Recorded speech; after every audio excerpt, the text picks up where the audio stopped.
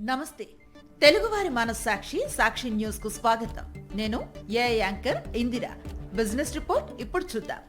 దేశీయ stock markets భారీ లాభాల్లో ముగిశాయి.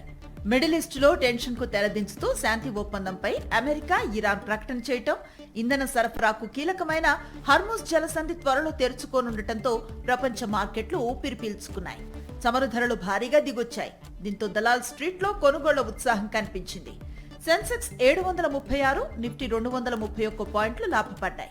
ఉదయం లాభాల్లో ప్రారంభమైన సెన్సెక్స్ ఓ దశలో 1200 పాయింట్లకు పైగా లాభపడింది.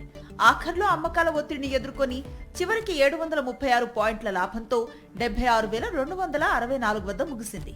నిఫ్టీ 231 పాయింట్ల లాభంతో 23,850 పాయింట్లు ఎగువన స్థిరపడింది. సెన్సెక్స్ 30లో Trent, IndiGo, Bajaj Finserv, UltraTech cement, Eternal shares లాభపడ్డాయి. NTPC, ICICI bank, Hindustan Unilever, Adani ports, Sun Pharma shares నష్టాలు చవిచూశాయి. అంతర్జాతీయ మార్కెట్లో బ్రెంట్ క్రూడ్ బ్యారెల్ ధర $82 వద్ద ట్రేడ్ అవుతూ ఉండగా బంగారం ఔన్స్ $4,338 వద్ద కొనసాగుతోంది.